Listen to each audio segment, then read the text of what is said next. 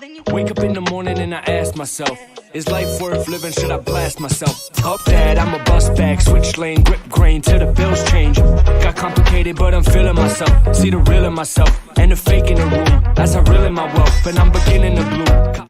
Yo, welcome back to the podcast, y'all. It's your boys, Jorge and Roland. This is the Off the Bench podcast where we talk all sports from two New York native minds. Yo, listen, a lot has been going down, but first things first, I gotta get this. We gotta talk about this because we haven't talked wrestling in a hot minute. It's been quite a ride. But before we get into it, we have to mention our sponsor, Diplomacy Clothing. For all your urban outwear from the 914, get your clothes from Diplomacy Clothing. Shout out to RMF Studios and King Hez for always providing that wonderful theme. But first, WWE, they are releasing a lot of people. This is by far the most talented company in professional wrestling that has all the talent in the world, claimed to be the best in the planet at professional wrestling. Claims. and it looks like they're just releasing people left and right. Roll, what do you think? What's going on? A lot of speculation that WWE is selling the business. And, like at first, that's what it kind of made sense. Okay, they're going to get all these, they're going to release a lot of people, make it a little bit easier to sell. So a lot of whoever buys it doesn't have these massive, like structures and payrolls that they are acquiring. So I understood, when I see names like Braun Strowman, Ruby Riott, so on and so forth, get released. I was like, okay, maybe they are looking to sell the company. But, George, the more I think about it, why would they get, it was rumored, and it was even confirmed, I believe, that they're going to do a partnership with New Japan Pro Wrestling. And if you're going to do that, you're not going to sell the business, unless you're selling it to somebody of, who's involved with the New Japan program. Yeah. So now I no longer think it's, okay, they're looking to sell the business. I honestly just think they are trying to cut the roster down. And there was a lot to be made of about Braun Strowman, obviously, really big name. Aleister Black as well, who was seamlessly going to get pushed. Seemed like he was on the cusp of getting that world title ring that everyone thought he would get when he got to the roster. Well, I don't know about that. Well, yeah. Unless your name's Paul Heyman, you weren't getting pushed anywhere if you're Aleister Black. So that happened, and then so now we're left, but the word is now there are more releases to be made. Now, some speculation, names like Liv Morgan will be released. I even heard names of Shinsuke Nakamura could be on the chopping block if it comes to time to cut. That's one of my current favorite wrestlers. Yeah, Shinsuke Nakamura. No reason not to like the guy. They actually just recently re-signed Samoa Joe, and it's actually being teased to take over William Regal's role as the general manager of NXT until he's cleared to wrestle again. And then, So now there's a lot of speculation. Okay, if that's going to be deployed, he'll probably be the most likely person to take the title off Karrion Kross, who is a current NXT champion. But there's also a lot of people speculating Finn Balor's name might be one to be released. Oh, boy. If it comes to the release point. Because they seamlessly have worked him out of NXT. Seamlessly. He still features here and there on the show, but not as frequent as he was. And a lot of people are like, okay, you could bring him back to the main roster now. We already seen Finn Balor on the main roster, and it's not going to be good for him or his fan base or the company, point blank. So I think if we're looking at names, I do believe Finn Balor could be a name we're looking at possibly getting released. I do believe, would not be shocked, and this is like a hot take, George. Yeah. Because a lot of people will be like, wow, how could they release such a person?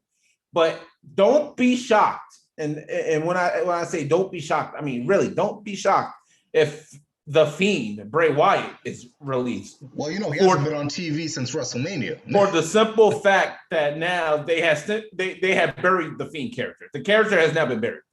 That WrestleMania match was the burial of the Fiend. And we watched that WrestleMania show together. Together, yes.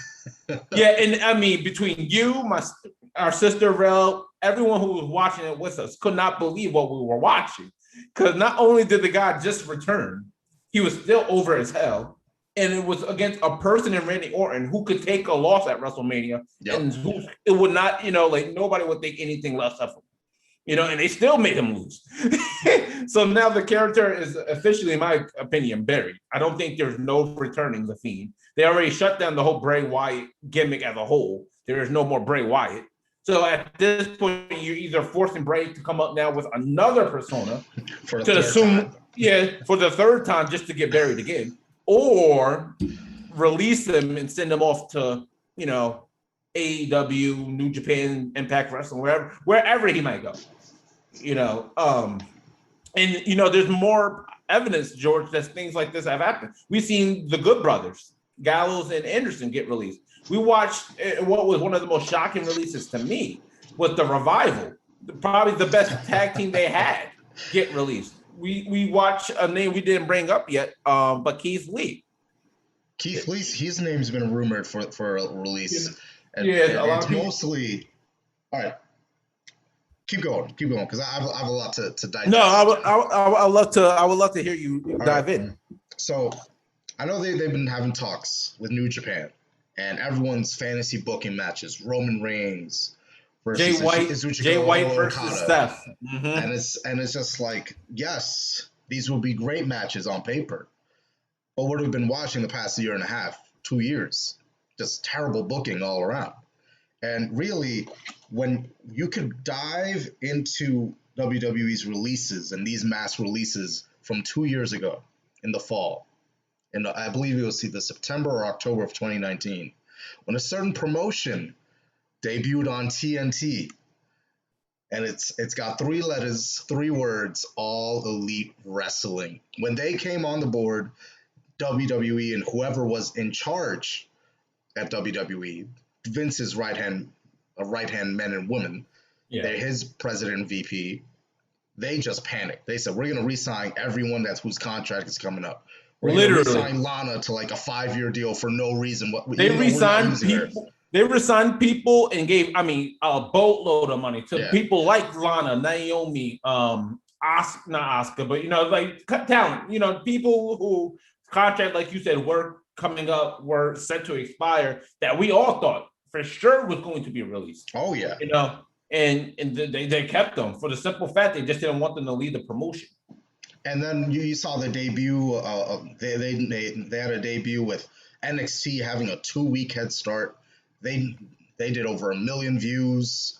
It was a great debut. And then the pandemic hit right as they were hitting their stride. But even then, through the pandemic, they signed Matt Hardy. They signed the Revival. They signed Miro, formerly known as Rusev. Yeah. They signed Christian Cage. They signed Sting. They signed all these. And if you're WWE, and now, not Tony, but I think his name's Khan. He's no relation to the owner and CEO of All Elite Wrestling's Tony Khan. But I think I forget his first name. I have to look it up. But this new guy in charge, he's pretty much a money guy.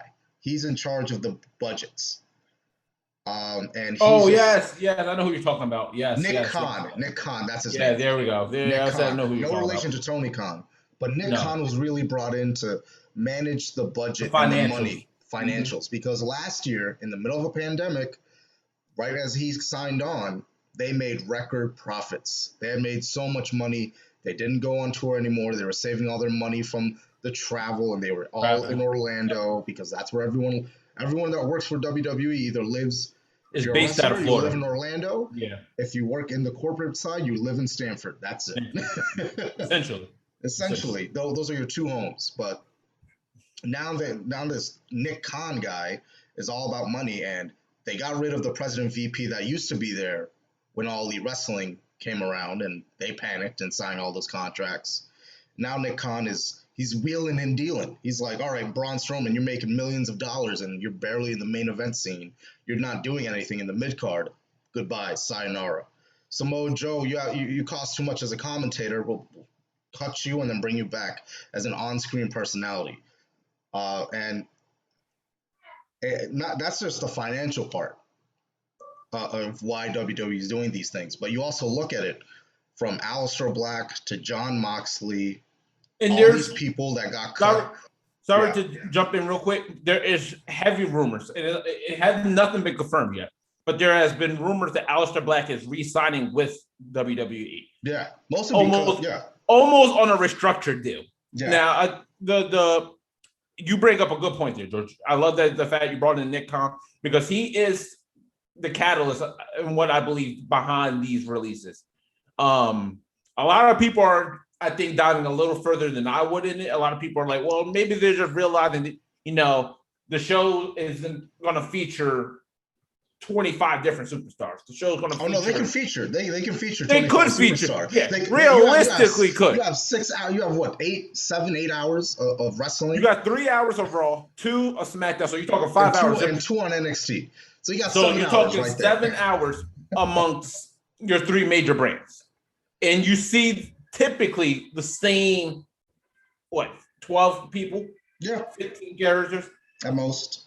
So the Braun Strowmans, I'm sure they were like, you know what, Braun, instead of paying you a boatload of money to be here, leave. And another reason why a lot of people who are speculating Brock Lesnar return, I don't know. I personally don't think they're going to bring a Brock Lesnar back, for the simple fact that Brock Lesnar, is going to ask for a lot of money. Yeah, and he's only going to be hypocritical of you to sign Brock Lesnar after you save money made to all these cuts. All these people. So a lot of people are also like throwing names like The Rock out for SummerSlam and John Cena.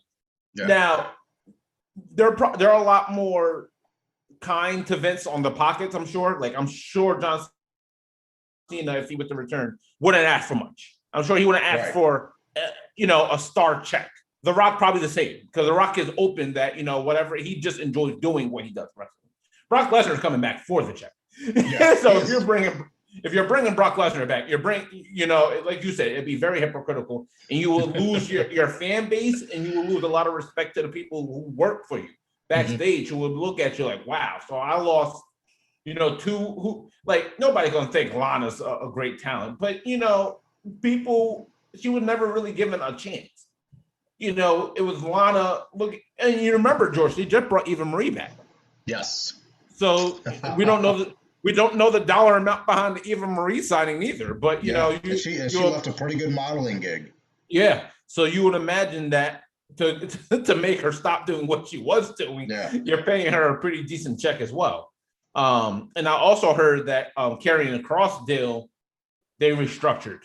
So Karrion Kross, they're trying like hell to move him to the main roster. Yes. Problem is, he can't drop the title right now, I don't believe. I mean, all right. Hey, here's the other issue with WWE, and now it's gotten so bad that it's dived into NXT. Their booking has been god awful, terrible and now at this point, Raw is sitting at 1.5 million viewers every week, and that's your WWE faithful. That's it. It hasn't moved up. It hasn't moved down. That's it. That's your core. 1.5 million people every week are going to keep watching Raw because SmackDown, I believe, is out viewing Raw right now. Yes, SmackDown is out, and SmackDown is well above 2 million viewers. I think that has a lot, and that's a lot to do with, one, you're on Fox, and Roman Reigns. The best storyline in the entire company is the Roman Reigns head of the table. And it's mostly because Roman Reigns has a lot of say in it, and so does Paul Heyman. And they don't. And if their ideas get shot down, they're not going to go. They're not going to film it. They're not going to go on TV and do what other people are suggesting. They want their ideas out there, which would be great if you did that for everybody. But well, also, George, the WWE doing themselves no favor, because they would have pulled something like this 4 or 5 years ago when the heat for Roman Reigns was at its all-time high, and they pulled this. Can you imagine the numbers they would have been doing? Could you imagine if if it was at Royal Rumble where he won? Yeah, and The Rock was raising his hand, and this is head of the table Roman Reigns. Yep. And then he spears The Rock. The shit out of The Rock. Yeah, like they shot themselves, and granted, like you said, it's still the hottest storyline right now I could argue maybe in the entertainment business, it is the right now cream of the crop storyline. Yes. Everyone seems to be talking about. But there is an issue with the storyline because now they're talking John Cena for SummerSlam. Well, to here's the replace Roman thing. Reigns. I also have heard some things, George. They're introducing another member to the storyline. So here's what I think is going to happen. Okay. I'll just throw out my thought, and then you tell me how realistic you think this sounds. Okay. But I think this would happen. So I think ultimately what's going to happen is the Usos are going to capture the tag team titles. Yes. That's a given because it's rumored Rey Mysterio versus Roman Reigns. If that's going to be the case, Rey Mysterio is not going to come into that match with the tag team championship. They'll drop it to the Usos. The Usos, I think Jimmy is eventually going to join Roman. Yeah. I think this is all the build-up to just get that to happen. Hear me out. They introduced the new member, and now Naomi. Because here it is. Here's this. One, what is Naomi doing right now anyways? Nothing. Sasha Banks and Bayley have both now took cracks at Bianca Belair to no avail. If you want, Sasha Banks hasn't been on SmackDown unless I've seen. She hasn't. No, she has not. But you know what I mean. She dropped the title. Yeah, she dropped the title. So it's like, all right. So I'm sure she won't be the one to recapture it. If you're looking to, one, just think about a dynamic match of Naomi versus Bianca Belair. Mm-hmm. We're talking easily could be the women's match of the year candidate because we're talking about two excellent performers. Yeah. But now you also put a spin on Naomi's character. Now we get her in the light of now she's with Jimmy. Yeah. Heel. They're married. Heel. Heel was a lot more creative for people who don't understand. Heels have a lot more creative say over their characters than baby faces. Heels are allowed, especially if you're with Roman Reigns and Paul Heyman, you will be given a bigger lead to go do what you got to do. Can you imagine a faction of head of the table Roman Reigns, who I think could be the best character out right now? The Usos, probably easily a top 5 tag team of all time, but you can debate where they are, right now. And then Naomi, an excellent wrestling performer with Paul Heyman to back that up. Like that, that could be one of the best factions in professional wrestling. Like you're setting yourself up not only because, like you said, I am here in Roman Reigns, John Cena, and SummerSlam. If that's the case, well, that's going to sell out the arena. That alone is going to sell out the arena. Well, it's funny that you mentioned that. But then, hold on. Go ahead. But then you get Bianca Belair versus Naomi for the women's strap. Hear me out. But then you also get the Usos versus the Street Profits for the tag team championships at SummerSlam. Now it is deeper than just, like Naomi beating up Bianca Belair, the bloodline behind it. Oh, wait, the Street Profits are here. Oh, wait a minute. That's Bianca's man. That, oh, wait, there's actual personal connections. You can blend reality and fiction with the storyline. And that will morph. Mm-hmm. Now what I'm hating is the WWE draft because I feel like all the good that could come from this. Yes, they're going to go the complete opposite way. Yeah, the complete opposite way. And you're right to believe that because when has WWE showed you that they are going to follow through with good plans? Name the last good draft pick in the WWE draft, George. What was the last outside of you could argue Roman Reigns to SmackDown? Okay, that was probably the best. But outside of that, what Seth Rollins to SmackDown? He hasn't done much. I forget Seth Rollins is there. Yeah. He has a never-ending feud with Cesaro that just stopped because Cesaro became number 1 contender, and then it just restarted right after that feud. Did it re-up his deal? Do we know? Is that confirmed? I think they did. Because his contract was up after WrestleMania, I was believing. But I love your hype and your faith in this company. Well, that's just something I would do. Yeah. Like if I was in charge, that would be where I would go. Maybe if they were building that storyline, maybe ticket sales for Raw, SmackDown, and all their shows will be a lot better. Because looking back at it, obviously the country's opening back up again. States like Florida and Texas are allowing max capacity. The NFL, as we said, they're allowing max capacity at all their games. All I know we're fans going are to dive welcome. into the NFL later, but there is preseason this year, ladies and gentlemen. So, but you're looking at the ticket sales, because ticket sales are like NFL, even the NBA games, baseball games, everything. Yeah. All the events. WWE is close to dead last. They don't have hundreds of tickets. They have thousands of tickets left. Thousands. And this is at stadiums that are at certain capacities, maybe 25, 50%, or just full on like max, as many as you can sell. They are not selling tickets at all. And I find it brilliant, because that shows that these fans, that WWE are forcing you through the Thunderdome to play these sound bites and just force you to cheer, force you to boo certain characters. People aren't digging it. And No. that what was it though? I think last week's Monday Night Raw on the 17th of June ended with Shayna Baszler looking in the mirror and seeing the Alexa Bliss's doll in the mirror. When she can see it, we can see it, but Shayna's supposed to be crazy. It was like that Hulk Hogan thing back in the day. George, going retro, where he correct me if I'm wrong, right? So I didn't hate the segment. You know, all things considered, I didn't hate the segment. But here's the thing. I hated that Shayna Baszler was the character. Remember Shayna Baszler, the MMA? Oh, yeah, because you're about to say exactly what I'm about to say. Shayna Baszler is probably the last person on the roster who should have been in that angle.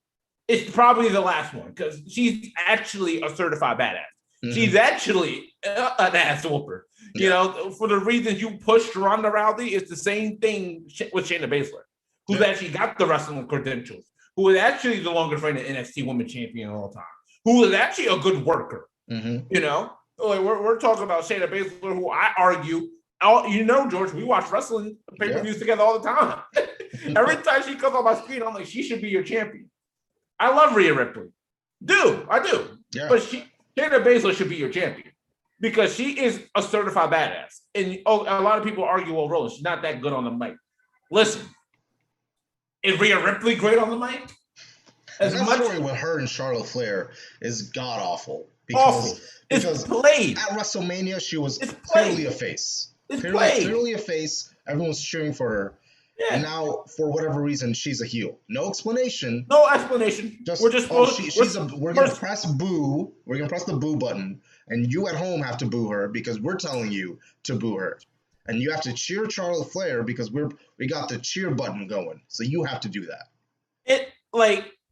Again, backwards booking, George. Mm-hmm. People want to cheer for Rhea Ripley. They do. They really do. Like, people want to boo Charlotte Flair. Yep. It's the natural instinct. So they are forcing you to do literally what your mind is telling you opposite to do. Yeah. And that's why the ratings is hurting. That's why their ticket sales is hurting. That's the reason. Another reason why I have no faith come this WWE draft, George. I honestly don't. They're gonna mess everything up. They're going to find a way to draft Jimmy Uso to Raw and keep Jay and Roman on SmackDown. It's what they will do. And do you know if NXT is included in this draft, or is it just who knows? Who knows if they even believe NXT is a third brand at this point? They went from being able to plan months in advance for a takeover that's like 2 or 3 months away to now they have to do it every 4 weeks, and they have no idea what they're doing. Takeover used to be the event, George. Yeah. You used to look forward to takeovers more than you actually look forward to the actual wrestle. You know, people will go to takeover over WrestleMania. We're talking about takeover is that event. Yeah, was. Think back to the Sami Zayn, Shinsuke Nakamura matches, the Adam Cole, Drew McIntyre matches, the Samoa Joe versus Finn Balor. The list goes on. Even if you bring it down, the Hideo Itami who flopped in NXT versus Austin Aries at New Japan versus Austin Aries. We're talking about there was even the worst matches. How can I forget the Enzo Amore and Big Cass versus the Revival matches? The Revival versus the Simon Gotch in English. Oh, the vaudevillains. The vaudevillains. Like, you know, like. And I know a lot of people are gonna comment or talk to us privately in our DMs and just say, hey, like AEW, a certain someone we know is gonna say, well, AEW isn't doing too hot. Look at their ratings on Friday nights. It's like, well, it's not AEW's fault they signed with TNT. That TNT is going to obviously prioritize NBA over wrestling. It's no harm foul. What it does do is it draws concern because AEW did sign an extension for another year with TNT. They're moving to TBS next year, and they're going to debut, I believe, a 1-hour wrestling show called AEW Rampage. It's going to premiere every Friday night. So what I would say is, well, these low ratings on Friday nights may be a little concerning for your new show that you're going to debut right after SmackDown. Because as we all know, Fridays, as much as WWE like to say otherwise, Fridays are terrible for TV shows. And I was just getting ready to say that. No one's staying at home on a Friday night. I'm like, you got to look at it. There's a reason why Friday Night SmackDown went to Thursdays. And then Tuesdays. Outside of Mondays, they couldn't find a different day. And the only reason NXT was on Wednesday was because they were competing with AEW. And now they're on Tuesday. Because of the hockey deal that NBC Universal signed. So it's like sport, like NHL, NBA, MLB, NFL, they're all going to tower over professional wrestling.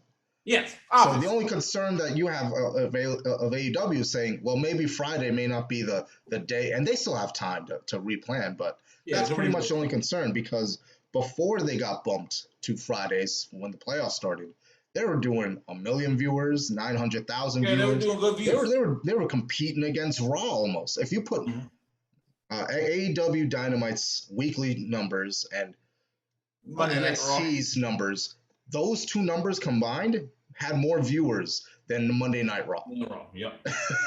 So it's like people do want to watch. It's a Friday night. I know on a Friday night, I'm not staying in to watch wrestling. I barely stay in to watch Monday Night Raw or SmackDown. Yeah. I'm out to the bars. I'm out hanging out with friends. Like, I'm not home to watch wrestling on Friday nights. And that's the big concern. And also, I'm more in tune to just catch the highlights of the shows and matches that I wanted to catch. Yeah. You know, like if you even to look at the WWE's YouTube channels, like a lot of their Raw views probably aren't even that high. Nobody really cares to watch Raw. Raw's the same product. You know, it's the same product, and it's always Raw's dominated by a big name. Right now it's Bobby Lashley. Before it was Drew McIntyre. Yeah. You know, like there's always going to be that dominant figure on the roster who's going to dominate the views. They'll have their corny little, like one. I think we can all agree, Raw should be 2 hours. And if you go on. If you were to bring Raw down to 2 hours, you know what? Then you won't have to worry about having people on your roster.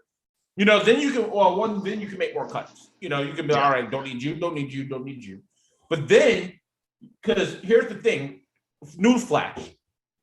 What made the Attitude Era, the Ruthless Aggression Era so popular, George, wasn't the superstars. It wasn't, I mean, it helped you have Stone Cold Steve Austin and Shawn Michaels and Triple H. You know, it helped you have those people. But what made it interesting was they had solid mid-card matches, storylines, even down to the lower card with the, Cruiserweight Championship, the Hardcore titles and stuff like that.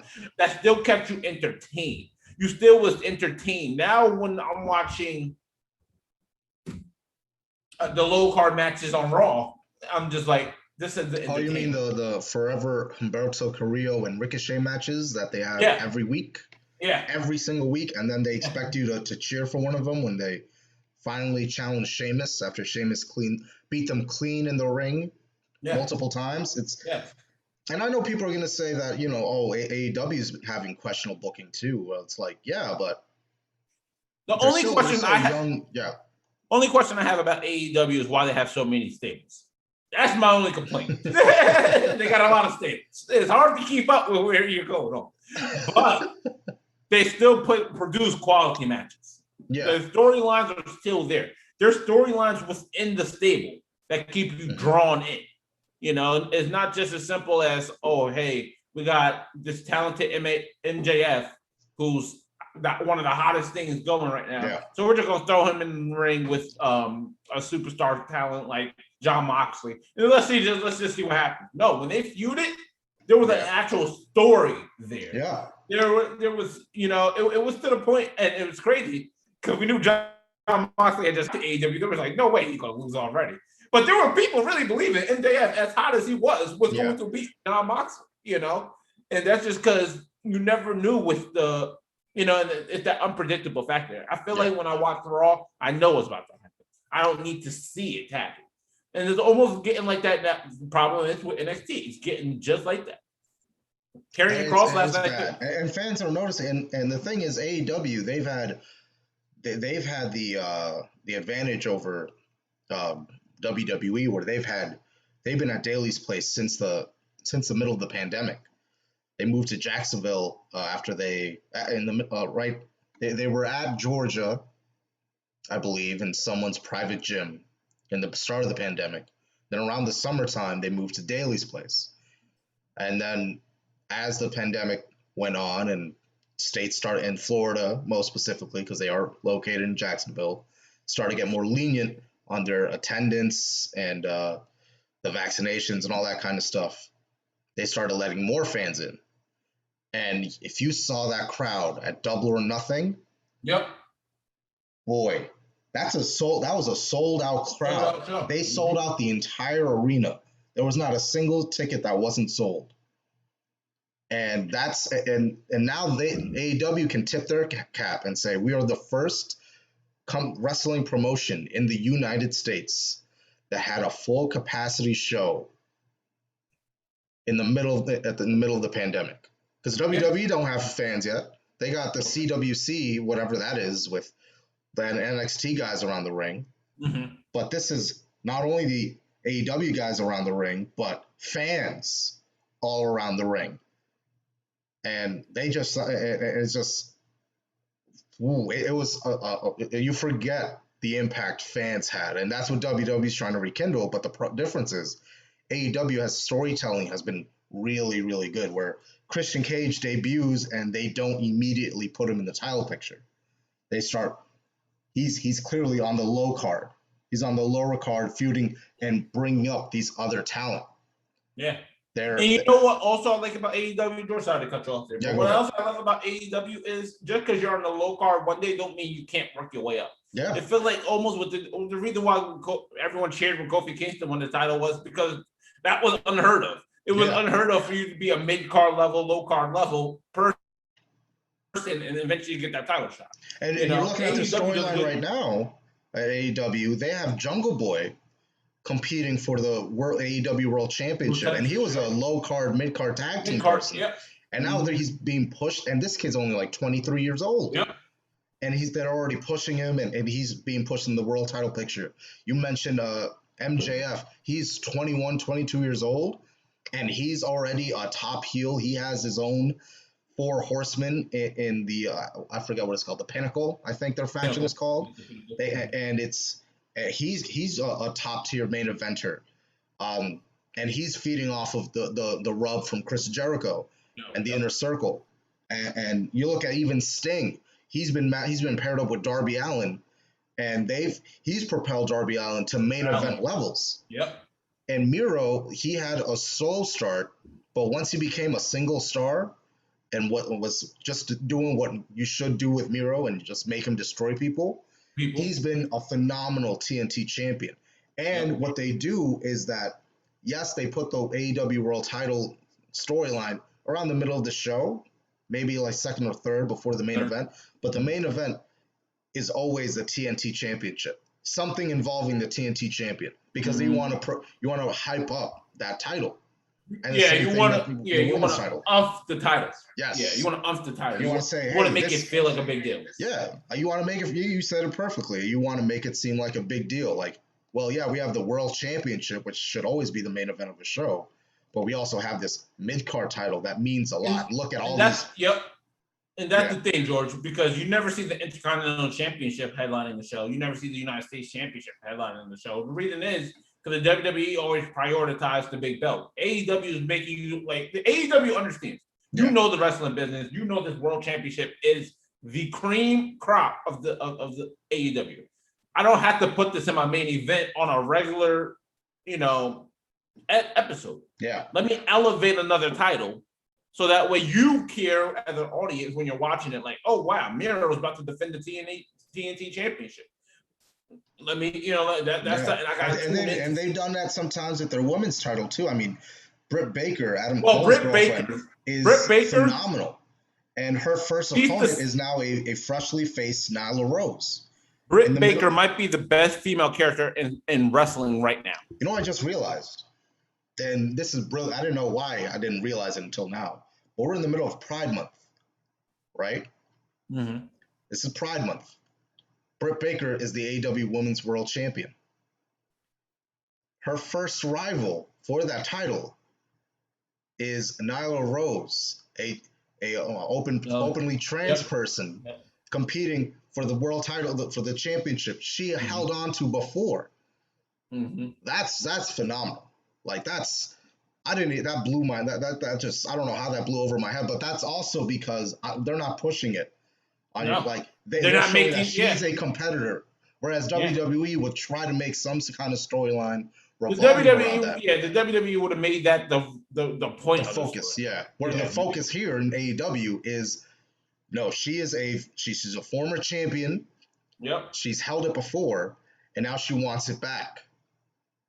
And it's a phenomenal build, and I don't know how that flew by me in the middle of Pride Month. But anyway, enough wrestling talk, because then we're gonna get frustrated at WWE and we can't watch NXT tonight. So my former running back, whose jersey I bought at the start of the 2018-2019 season, Le'Veon Bell, for whatever reason, well, there's a multitude of reasons, but he's still a free agent, and we're close to training camp. My school year is done this week.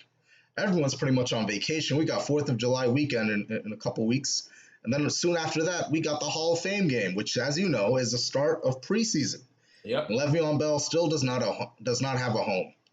And when asked if he would be open to returning to Andy Reid and the Chiefs, he said, I would rather retire before going back to Andy Reid and the Chiefs.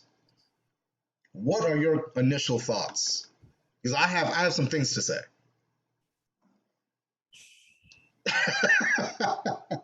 My initial thought was, this is why. No, I can't lie. I would say my first thought when I first read that was delusional. And the reason why I said delusional is because I don't think he sees himself as the problem. I don't think he has admitted to himself that he is not the same Le'Veon Bell he was before. Yeah. He's not as quick out of the burst as he was before. He still has the vision, yes. Mm-hmm. That'll never leave you. But it's like Todd Gurley. And it's the same reason why Todd Gurley is available to this day. He doesn't have that accelerated burst that he had when he first entered the league. Yeah. Now, Le'Veon Bell should be happy that he played for Andy Reid because he actually got to a Super Bowl. He actually seen what a Super Bowl looks like.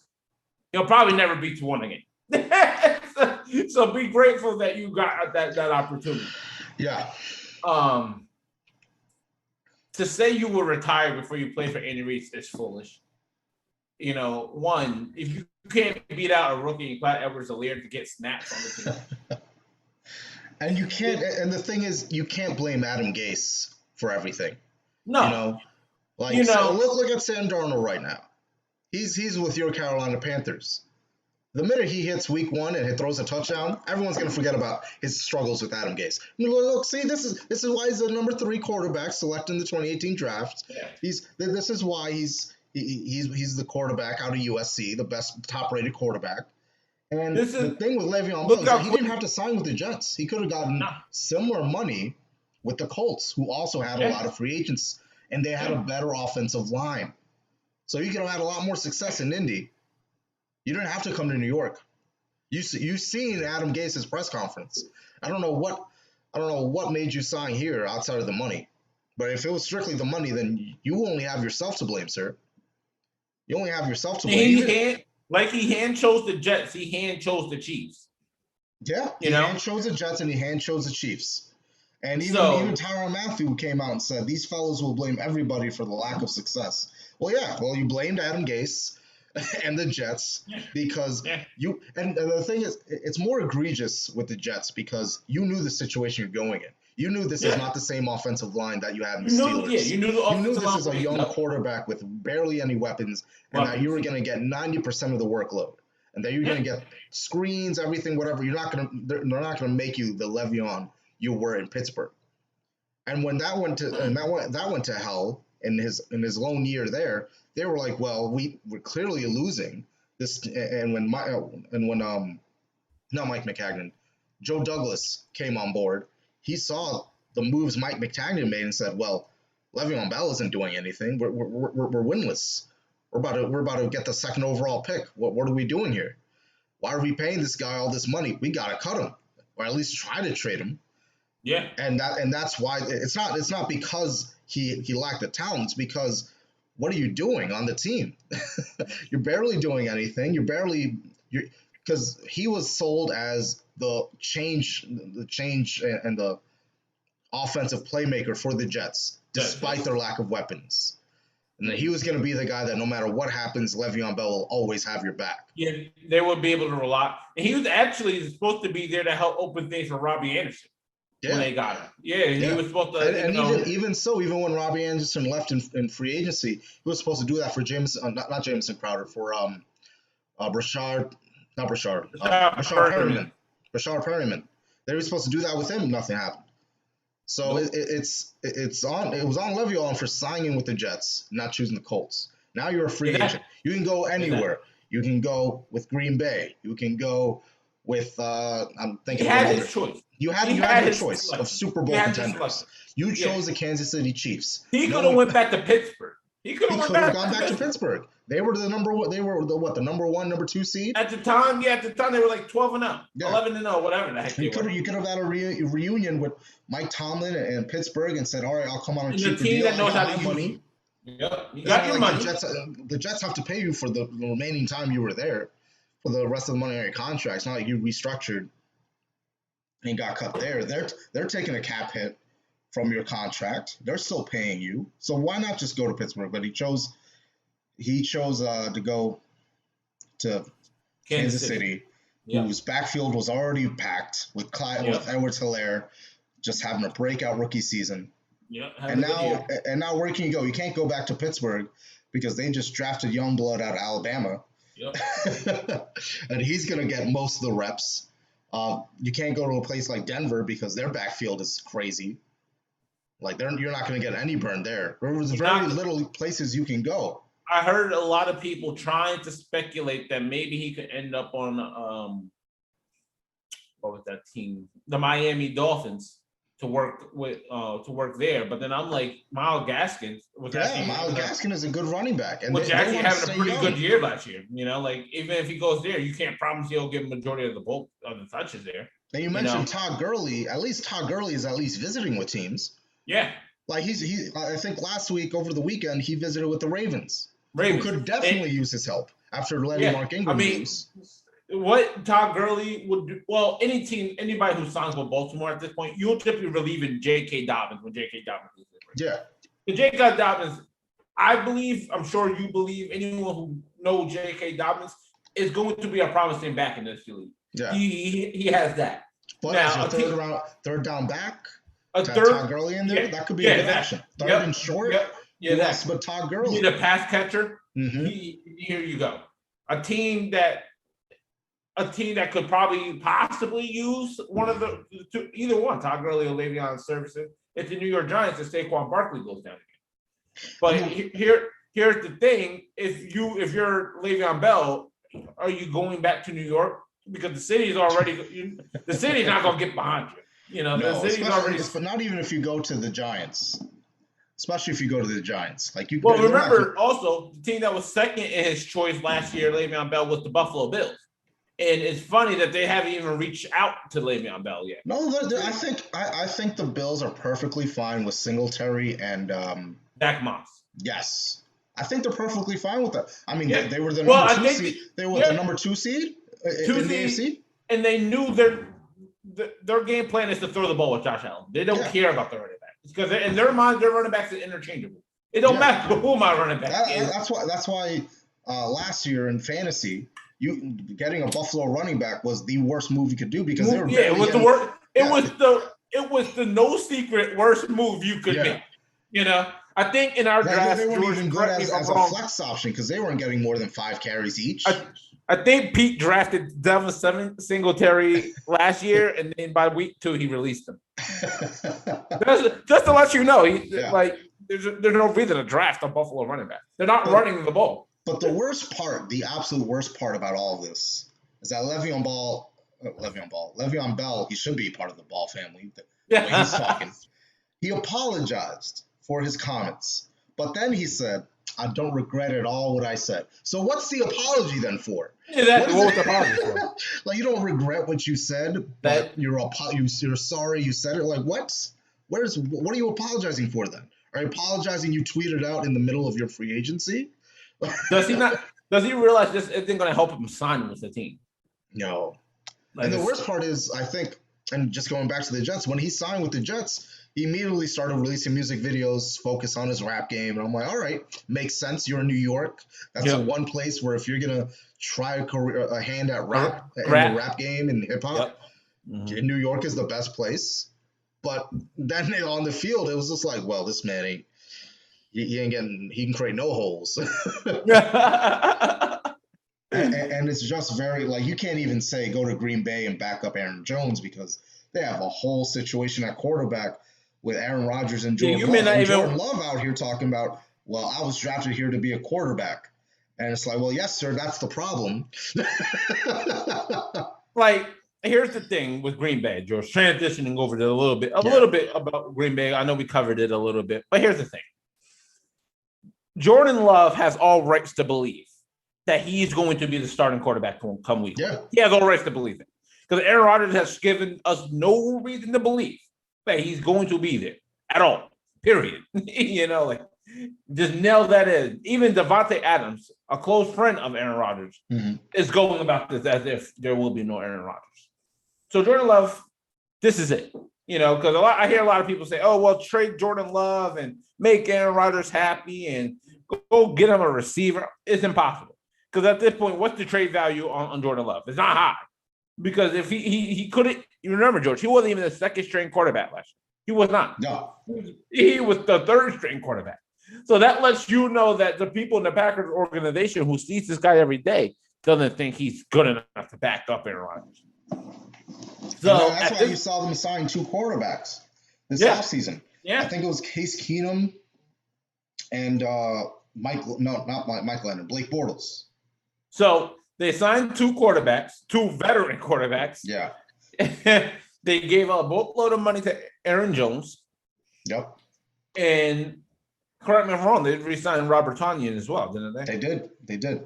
But so the problem is that you still have that young quarterback you traded up to draft. And that's a big issue because one, you don't even because at least who has say in their free agency process? Tom Brady.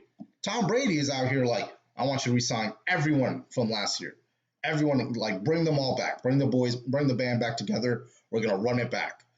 And what did Tampa Bay do? They said, Tom, you want us a Super Bowl? We were a wild card team, and you still made it happen.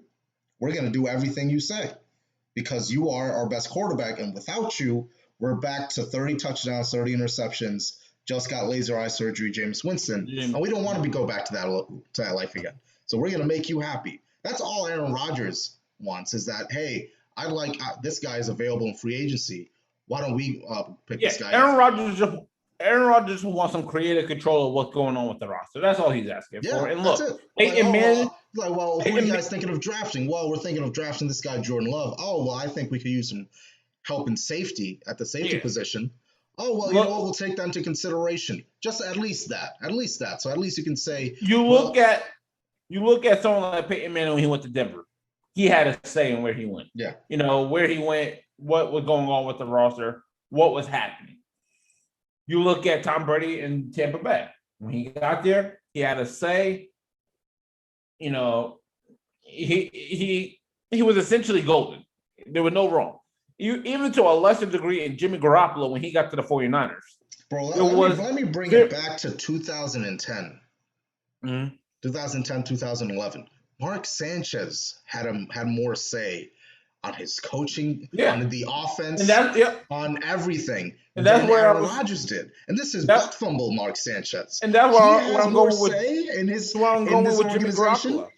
That's exactly where I was going with Jimmy Garoppolo. A quarterback of Jimmy Garoppolo status is nothing to Aaron Rodgers. Oh, yeah. But even he had a little bit more say in what's going on with that roster than what Aaron Rodgers is. They're treating Aaron Rodgers like he's just another person. And it's like, hey, you just go out there and play football. Well handled about the business. And that's exactly what led Tom Brady out of New England. Because as you mentioned, it was Bill Belichick wanted to start the new era with Jimmy Garoppolo. And then they were trying to push Tom Brady out, but the difference was Robert Kraft had Tom Brady's back. And said, we're not moving Tom Brady. He's our franchise. He's the reason we are as good as we are. He's the reason you are as good as you are, Bill Belichick. And we can't move him. So you have to move either one or both of those young prospects. If you're Matt LaFleur, how full of shit are you? You know, like how full of shit is Matt LaFleur right now? Because since he walked through the door, it was like he was just a mouthpiece of the general manager. And it's just like, well, Aaron's our quarterback for now. We're always looking forward to improve in the future. Like Matt LaFleur, your record is what it is because you had Aaron Rodgers as quarterback. If Matt LaFleur went to Denver with Drew Lock and his record was what it was, I would have a reason to believe he was a good quarterback. Or I mean, at least a good head coach. But no, you went to a team that had Devontae Adams, Aaron Rodgers, a solid defense, not a great defense, but a solid defense, and a great offensive line. Like, you could have done no wrong. And you know what? You did wrong because you drafted Jordan Love instead of drafting anybody else. You know who was available 3 years ago when the Packers were selecting no names and random people I'm sure not even on the roster anymore? You know who was available, George? You know who was available? DK Metcalf. Oh, you mean Seattle's best receiver? Do you think he would have liked a DK Metcalf? Oh, do you remember 2 years ago where a certain receiver of the name of DeAndre Hopkins got traded for a bag of chips and peanuts? Oh, you mean the same DeAndre Hopkins that will take every opportunity to remind you that he got traded for a bag of chips and peanuts? Or how about more recently, a all-pro wide receiver out of the University of Alabama just went for a second and a fourth. And now he's made the Tennessee Titans into a possible Super Bowl contender. That would have been nice to have him and Devontae Adams. Of course, talking about Julio Jones. Yeah, that would have been a nice combination. Even last year when a certain Stephon Diggs said, "Hey, I want it out of Minnesota," you know.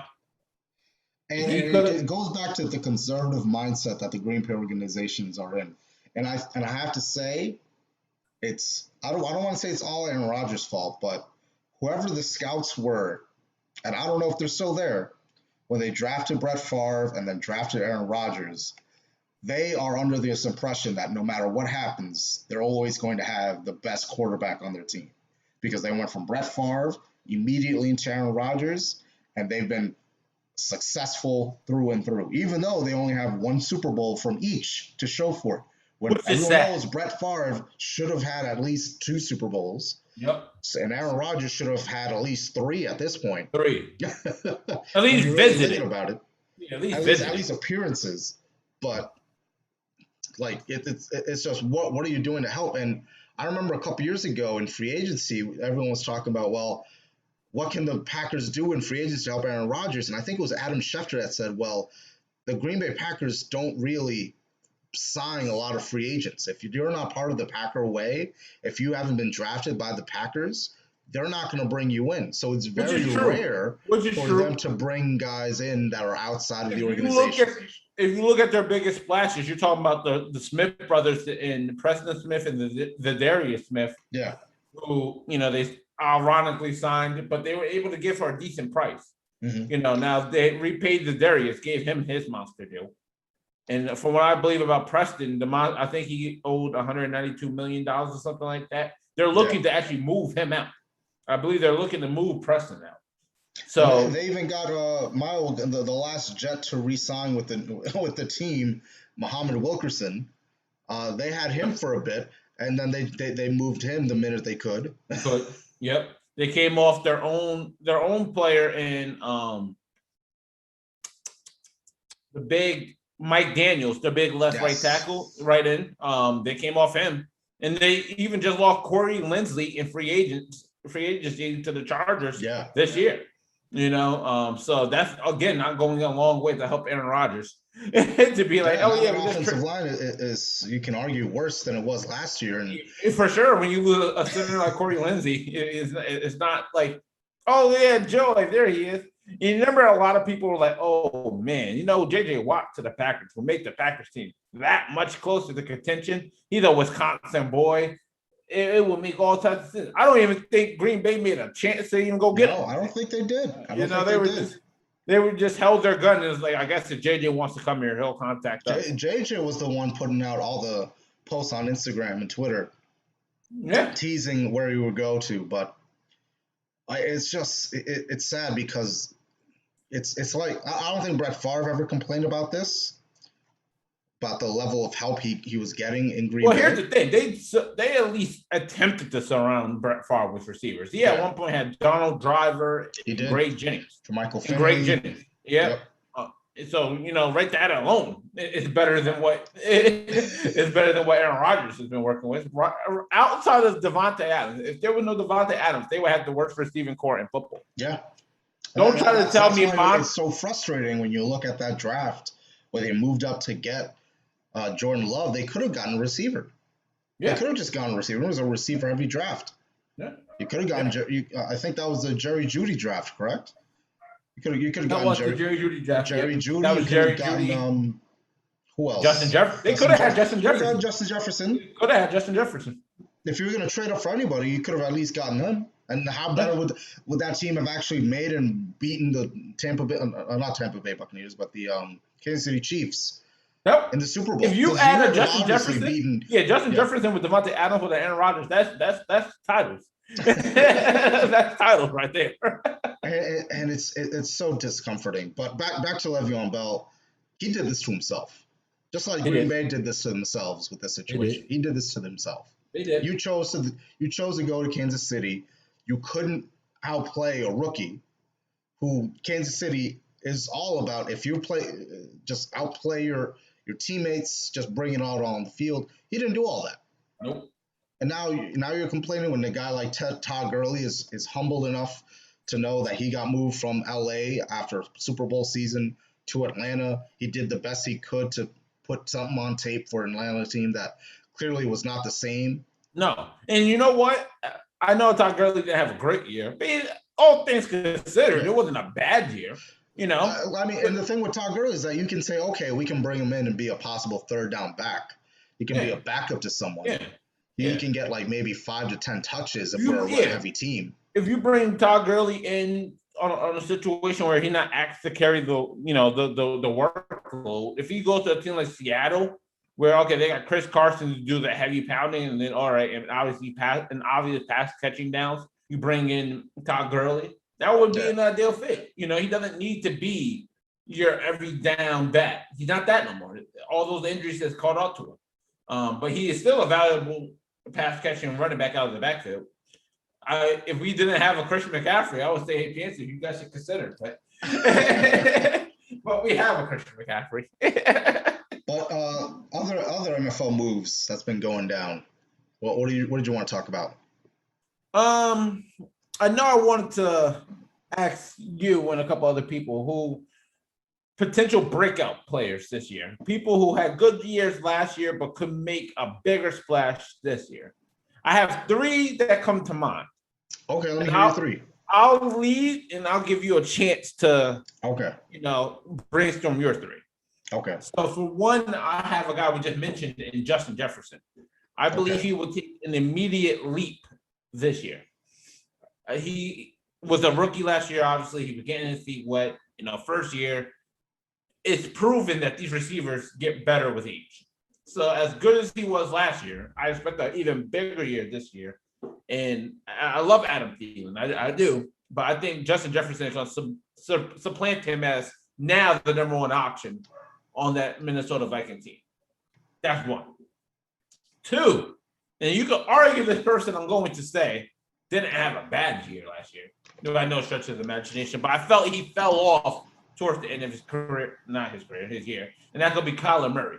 Kyler Murray started hot, was red hot, was doing his thing, but fell off towards the end of the year last year. And a lot of people were quick to say, and I remember because I had him on my fantasy team. A lot of people were like, oh, look, he's not made for this long-term season. He's not meant to last in the NFL. He's a pitcher. He should be going playing baseball. He's too small to play football. I think Kyler Murray's going to come out this year with a vengeance and tell people, y'all think that. But I'm going to come out this year and I'm going to ball out. And I think he's going to have an impressive year. Might be MVP candidate. Might be. And then 3, I'm a homebody, George. A lot of people forgot how great Christian McCaffrey is. I feel like a lot of people are underestimating how good Christian McCaffrey is. I'm hearing people not even mention Christian McCaffrey in their top 3 versions. I'm hearing that because people are like, yeah, he was injured last year. That's right. I got to see if he can come back. Listen, Christian McCaffrey is a dog. All right? He's a dog. And I'm going to actually say Christian McCaffrey / Saquon Barkley. Because everyone is quick to forget how great Saquon Barkley is. Yeah. This kid is electric. Sure, he's been injured. So I understand why you forgot. George, fun fact. 2 years ago, I went to a Washington Redskins football game. They happened to be playing the New York Giants. Just so happened. So happened. Amanda family's New York Giants fans. So, we went, enjoyed ourselves, great time. Obviously, a couple of beers. It was third quarter where Saquon Barkley, I shit you not, got the ball on like the 25-yard line, broke 2 tackles, juked somebody, and took off. I seen that in person, and I was like, yeah, that is the best running back in football. That when you can, because the thing here is, George, what people got to remember is what Saquon Barkley, Christian McCaffrey, Kyler Murray, and Justin Jefferson, the guys I listed, can do things that nobody else at their position can do. Justin Jefferson may not be the best route runner, may not have the best hands, is not the fastest guy. But can he get open? Yes. Is he fast enough to run away from your favorite DB? Yes. And I think this year, those players are going to elevate their games to another level. And a lot of people are going to wonder, well, how can Christian McCaffrey and Saquon Barkley do that? Just by reminding you guys how good these guys are. Even George Kittle. You can throw George Kittle's name in there as well because he didn't play much of last year. But everyone still, I'm pretty much understands how good George Kittle is. I don't think nobody mistakes how good George Kittle really is. So let me hear your name, 3. We'll talk about George. Let me hear who you got coked up over there. It's my turn. You told me it was my turn. You talk all that you want to, yell and scream, you lost. It is my turn. You lost the game. I can give you one on your team. It's my turn, sir. I don't know if you heard that soundbite, but I heard Skip Bayless saying, it's my turn. It's my turn. You told me it was my turn. All right, number 1. It's very obvious. Matthew Stafford. I mean, this man is being slept on. You see the change in feeling in Los Angeles. You even see it in the press conference where Sean McVay is so giddy about having Matthew Stafford as his quarterback. I don't know what Jared Goff did to fuck up that situation. But Jared Goff, apparently. But this, not knowing where the sun rises and rests, I guess. I don't know. But Matthew Stafford is being slept on like crazy. I remember seeing the video of their practice. I think it was their mini camp or OTAs or whatever it was, where they went to SoFi Stadium. And they had 30,000 fans in attendance for their practice. And when this man stepped on the field, there was a roar of cheers. I think this man is going to go off like crazy. Everyone says, oh, well, Stafford doesn't need to go for 300-400 yards. But I think he is. I think he's going to have that capability. Career, injury history, Yeah. That shoulder's been through hell and back.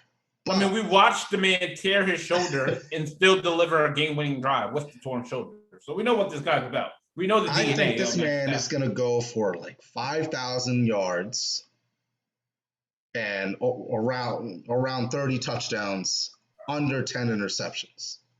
So that's my prediction. So you're predicting an MVP I'm predicting he's going to be in the conversation for MVP, and he's going to propel the Rams to a top 2 seed in the NFC, because this man has the weapons.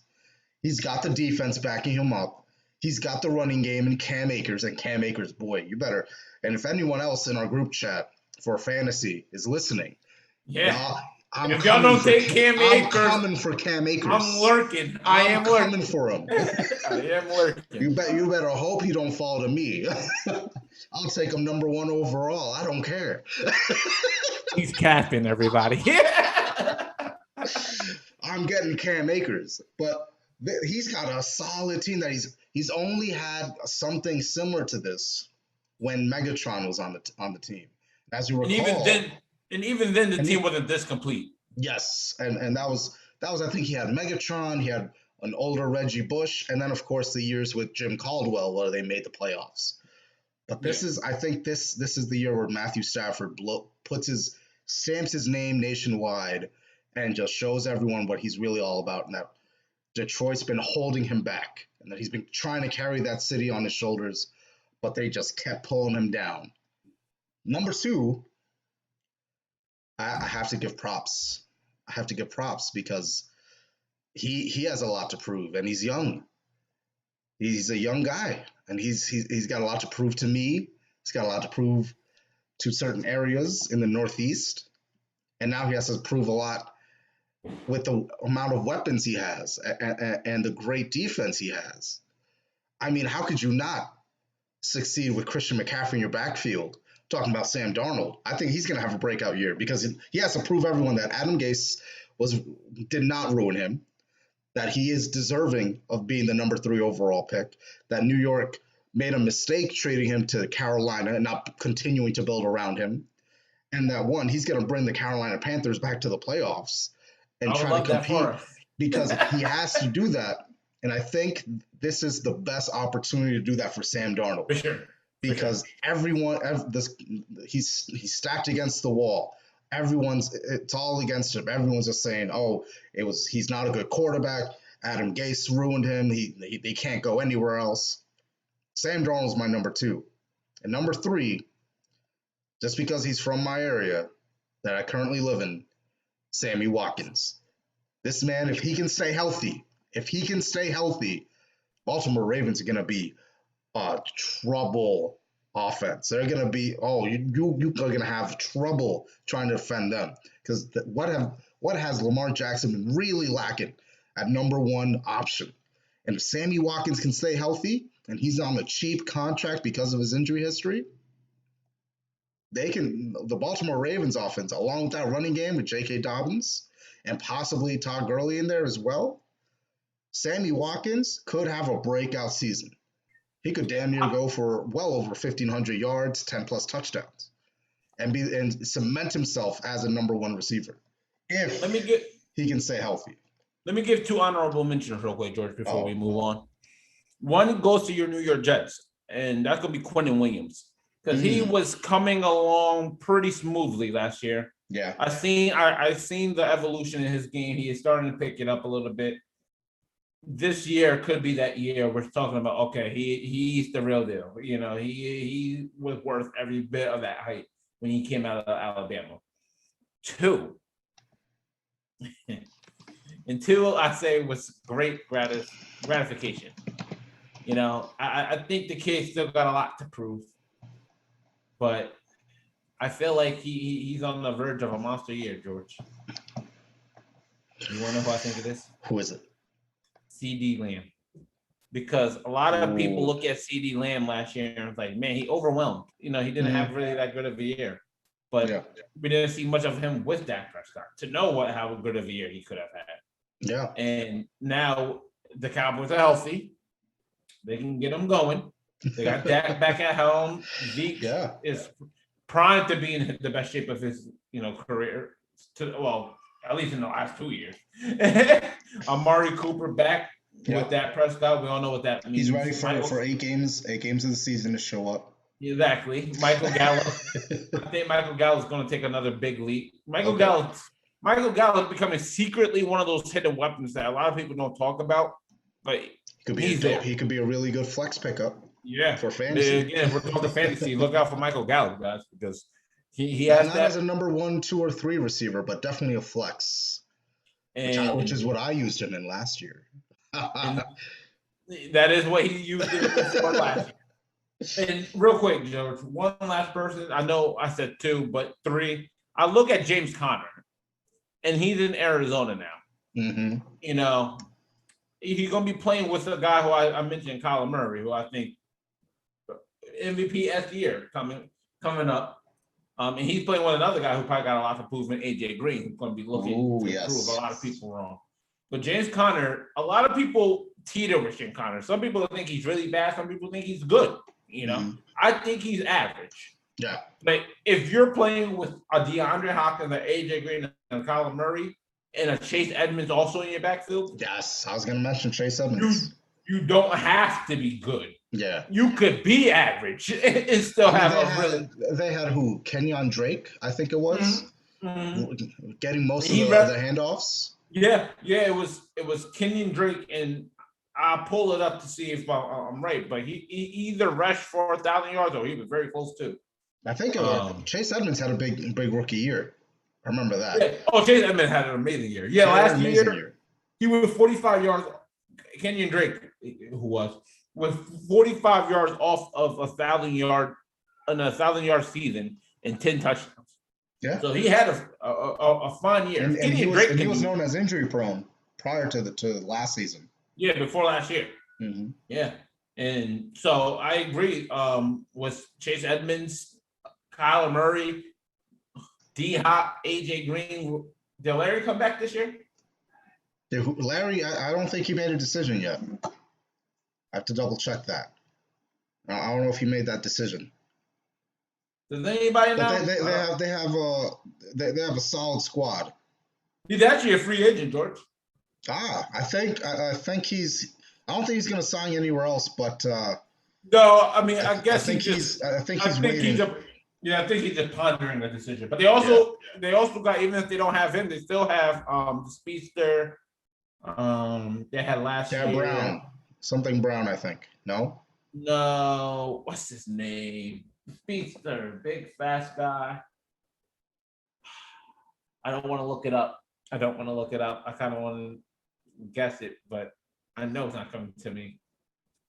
No, it's okay. I got you. I'll look it up. Christian Kirk. There we go. Yeah, Christian Kirk. Yeah, they got Christian Kirk. So even if they don't bring back Larry Fitzgerald, still got the speedster Christian Kirk there. Well, here's the thing. You mentioned that James Conner. I mean, I can see why you see him as a dark horse, as an honorable mention. Well, just a break back season, just a bounce back season, something to get his legs back underneath. But having attended Fordham University and having followed Arizona State University the last 2 seasons in college football, I can tell you this: it's going to be very difficult for James Conner to take carries away from Chase Edmonds and Eno Benjamin. For sure. Benjamin had a quiet year, but he wasn't asked to do a lot last year. But now with, according to ESPN, Kenyon Drake, I think, is still a free agent or signed elsewhere. But he's right now, Chase Edmonds is listed as a starter. Yeah, I believe Chase Edmonds will get a good bulk of carries. Kenyon Drake is signed with the Las Vegas Raiders. Even in the run game, Chase Edmonds proved to be very valuable. Yeah. His majority of his value comes in the pass catching game. He's an amazing pass catcher. But James Conner, I tell you, I think he'll be used at that 1-2. And then, if he can beat Eno Benjamin, because Eno Benjamin is a very fast, quick. I'm just assuming on the fact that they gave this man, they signed him in free agency, they sought after to sign him in free agency, that he'll probably be given at least the opportunity. It'll be a very tough sell to only have 2 young running backs. in your backfield and not have a veteran. I don't think he's taking anything from Chase Edmonds. I think he probably takes something from Benjamin, but if James Conner continues to underperform, they'll use Benjamin more. Yeah. They'll start incorporating him a lot more into their game plan. All right, we got to talk NBA because the Nuggets got swept. They've gone fishing, but it ended in a bit of controversy. According to certain ESPN outlets, or maybe Shaq or Chuck on Inside the NBA, Cameron Payne got hit. Kind of a hard foul. Yep. But it would look like it was all ball, and I think the hardest hit was him hitting Nikola Jokic's arm fat and just smacked him in the face, which one, definitely hurt, and two, he definitely got like a whiff of sweat from Nikola Jokic. So I don't know if that warranted an ejection, but that looked like it was all ball, just a little, maybe a flagrant one at worst, but not to eject the just crowned MVP of the league. I don't think. I was disappointed with the call, mainly because, hear this. We're talking about, like you said, the MVP of the league. Yeah. Just voted MVP of the league. There's something to be said about reputations make players make fouls, you know? Mm-hmm. Like, think about how many times a person like Ron Artest got called for probably what was going to be a silly foul, or Marcus Smart. You know, like players like that, hard-nosed players who probably get called for a little bit more fouls than they should, but because of their reputation, they get these fouls. Nikola Jokic is not known to be a dirty player. No, hardly. Not to be known as a physical player. And I would understand if he had a reputation of being otherwise. But you have to, if you're the ref, you have to look and be like, man, listen, I know this guy. I referee a lot of his games. That's not him. Mm-hmm. You know, he's down 3-0. He just won the MVP. He without his best scorer on his team. The Suns are a tough team. Was it a frustration foul? Yes. Yeah. But was he still at least making an attempt for the ball? Yes. Yes. 1,000%. You can't blame him for having a long wingspan. His size. It would be different if he would just start out just trying to harm Cameron Payne. Yeah. That was not the intent. So, okay, I would have been fine with a technical. Mm-hmm. 2 free throws, move on. Yeah. You know, like, there's no reason for us to prolong playoff basketball. And it's playoff basketball, George. We all know playoff basketball gets a lot more physical. Oh, yeah, for sure. You know, than the regular season. So I was struggling, really struggling to figure out where people like where the ref thought an ejection was warranted, especially if he wasn't even talked to prior early in the game. Like, all right, Joker, I let that one go, but one more, you're getting ejected. There was nothing like that. Yeah, it was just immediate flagrant 2, no review, nothing. He's gone. So, and it what makes matters worse is we have social media, George. We have camera replay. We can watch that flagrant 2 in slow motion over and over again. I do not see the physical contact that the ref claims he saw. Yeah. I saw, yes, he got hit with a little bit of arm fat, a little bit of his bicep, but Joker's not some Shaq Diesel big guy, you know, he's Joker, you know. So what do I think? Cameron Payne sold a little bit of it. Devin Booker stepping into Joker like that sold a little bit of it. Sure, I do, and I think that's also what led to this. Do you agree, or how did you see it? I think it was the best acting. We need to get Cameron Payne an Oscar because it was. Just get him whatever award, because I think that was all prime acting, flopping to a T. Because yes, he got hit, but I don't think it was anything as serious as he made it seem. Sure, it's gotta hurt to get hit by someone's arm fat, especially when they were trying to viciously steal the ball away from you in a very tight contest. Remember, it was like 73, 72 or something like that. Until it was very close. And then the minute Nikola Jokic got ejected, Suns went on like a 15-2 run or something like that. It was crazy. But I think Payne, he sold it like you would expect someone on the opposing team to sell it. Mm-hmm. So much so that the refs actually bought it and went in. But what infuriates me more is that there wasn't a review, or at least not that I recall. There was no review to check on the foul. It was just flagrant 2, get him out of here. And I think I agree with John Morant and his assessment saying that the league is soft. Because why would that warrant an immediate disqualification? You're not going to check, you're not going to review it, you're not going to even confer amongst the other referees to see if they saw something or at least look at the replay, nothing. Just flagrant 2, get him out. And that clearly affected the game because then the Suns go on a run. Denver has to come all the way back and try to make it competitive. But because you don't have Nikola Jokic, you can only come back so much. Or Jamal Murray. But we've known for a fact they weren't going to have Jamal Murray. Murray, yeah. But at least with Joker, it helped. You have a chance. You have a chance. But it's just like you could tell that they needed 1 or 2 of those guys to compete, and it would have been a close series throughout. Now, I would have loved to see a fully strength Denver team versus the team. Of course, that would have been a fun series. But they were already handicapped going into the series. Yeah, and it's a shame too because it happened to Cameron Payne, who prior to that incident has been praised all around league circles because he's pretty much a big reason that no one's talking about for the Suns' success because CP3, he is old. He is above the 35 age mark. Mm-hmm. And Cameron Payne, when CP3 sits down at the bench, you as a Phoenix Suns fan can breathe a sigh of relief because Cameron Payne at least can keep the flow going, keep the momentum going with CP3. And that's what he's been doing all year, all throughout the first round, even through this semifinals. Cameron Payne has been really an X factor that no one's talking about. Yeah, he's been. I think even the Suns are surprised with his ability to keep things afloat for them. Yes. Like when they signed him, sure they were like, okay, he's a good bench quality to have. He's most notable, famous to being Russell Westbrook's right-hand man in OKC. Hyping him up. But he's coming a long way since then. He's playing, like you mentioned, some minutes in playoff games, which speaks volume alone. And I think he did his job. He got hit, flopped, and fell to the ground, try to sell it like crazy because if you're the Phoenix Suns, you don't want any part of Jokic being part of a comeback. You want to end this series. You want to get out of here tonight. You want to get out of there.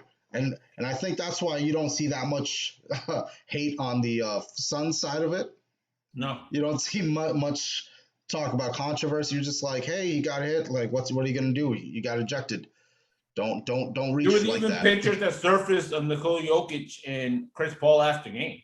Smiling and even before when Jokic was leaving the court to go to the back, he dapped up Cameron Payne, checked on him, making sure he was okay, and showed sportsmanship. And it's like, this is a guy that you're gonna disqualify.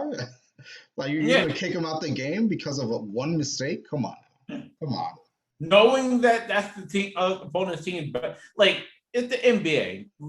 Stars make the league. Yeah. Nikola Jokic leaving that game was no longer a game.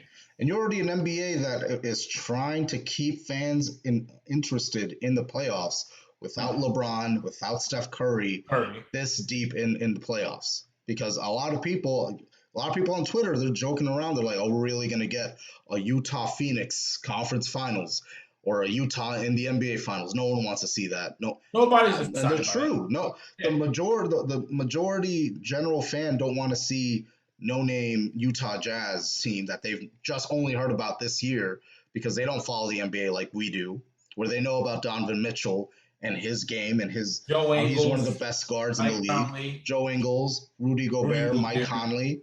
They don't know about Phoenix Suns and how Devin Booker has always been a baller and he's only just showing it now because he's finally made it to the playoffs. They don't know any of that. All they know is LeBron and Steph Curry, and that's who they want to see. Yep. And you could have at least just given him, like you said, technical, giving them the warning after the first second. Will say, look, you do that again, you get a second one, then I have no choice but to kick you out. Kick you, yeah. Like that's it. And then just set it like that. And then if he gets a second technical and gets kicked out of the game, then it's like, all right, he was too aggressive. He cost his team the game. Yeah. Then you could say, okay, this makes more sense. Put it on him.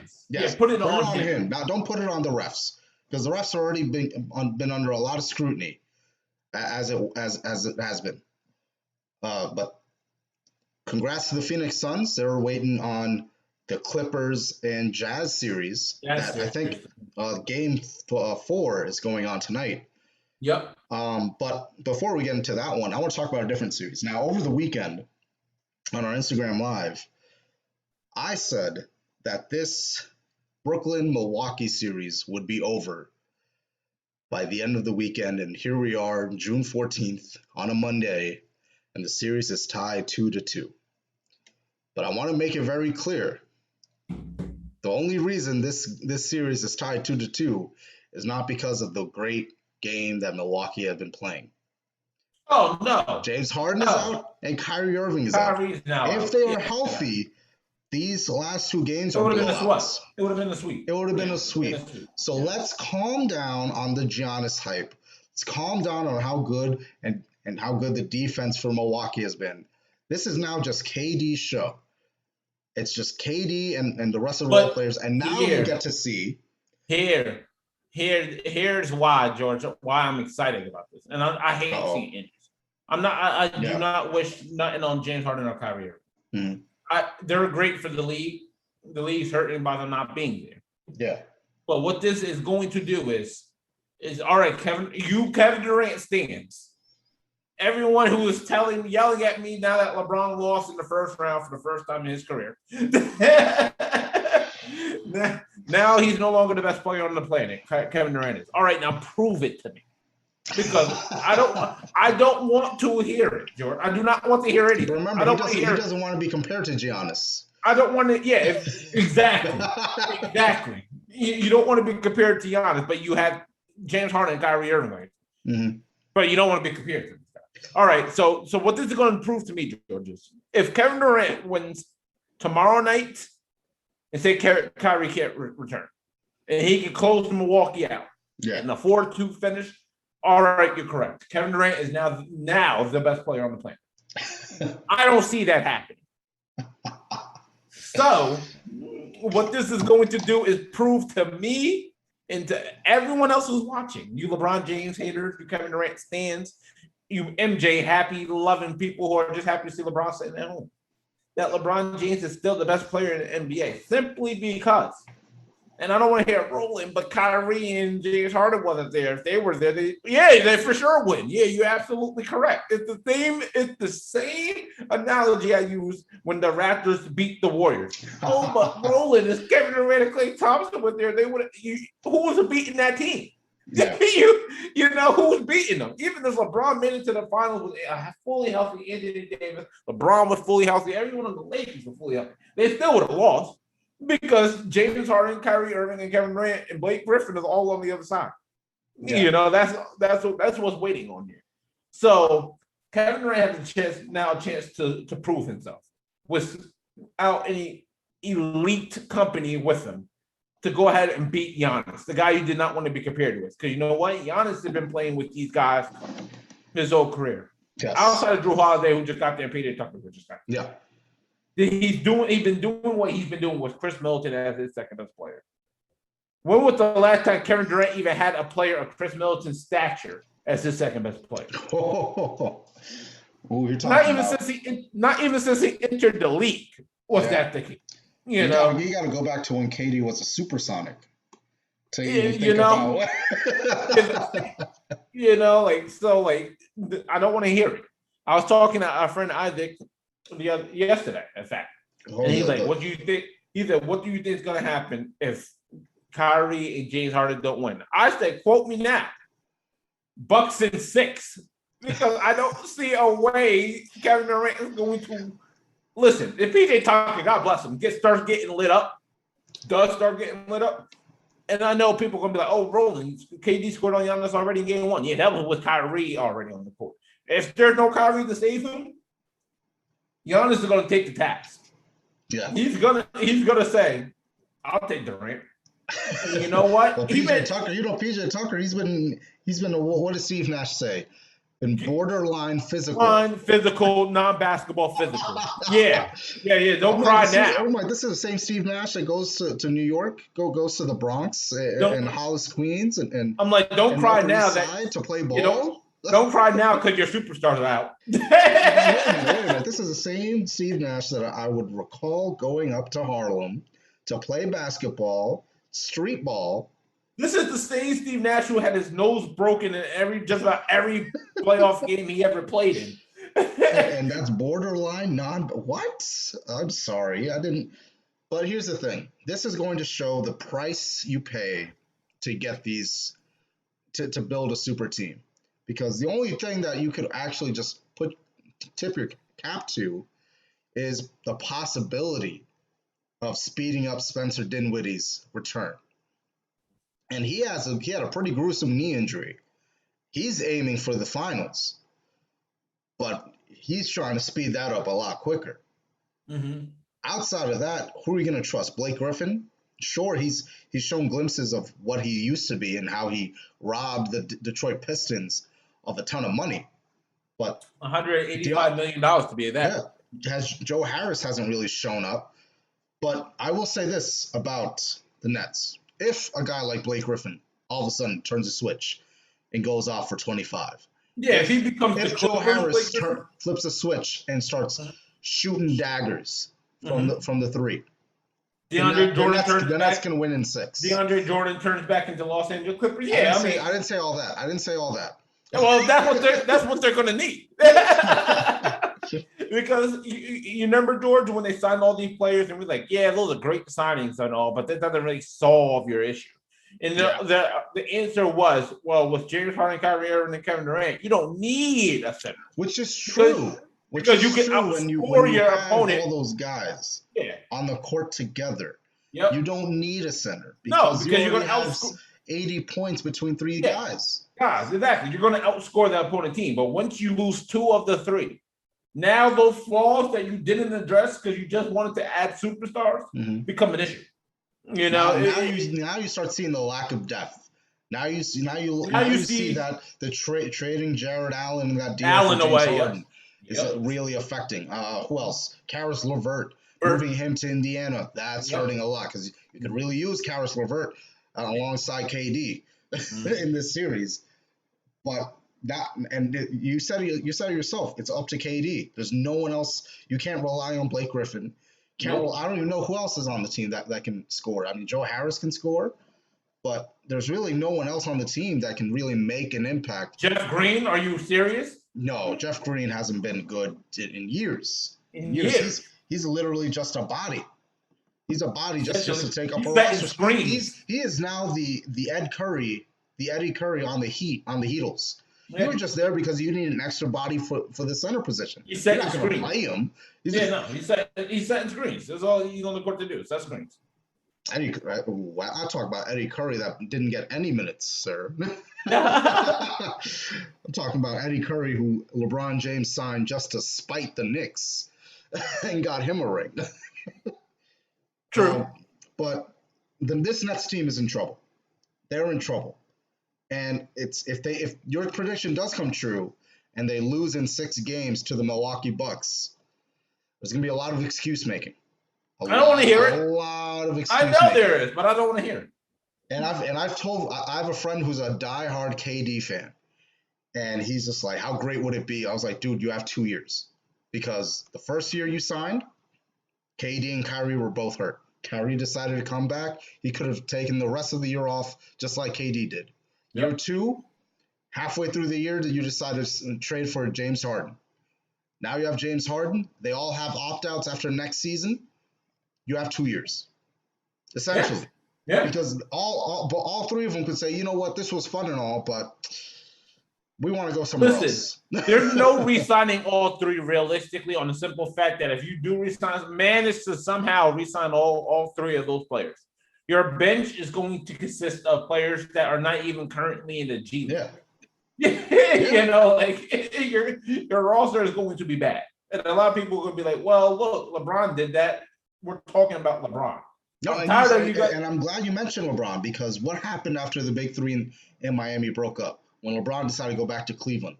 They tried with Chris Bosh and Dwayne Wade, and Chris Bosh became injury prone. Yep. And you couldn't rely on Chris Bosh as a number 2. That's why he was brought on as a number 3, because he is an all-star, but he wasn't. He was better than Blake Griffin is right now, but he could defend and he could facilitate. Yeah. But to put that pressure on him to be the Robin to Dwayne Wade's Batman. Yeah, now you have to. You have to be the number 2. Now you have to put in all extra effort, double the effort. And Chris Bosh wasn't that type of player. He was there to complement LeBron and Dwayne Wade. Not at that point. No, that was rookie Chris Bosh, sure. Yeah, but that not at that point.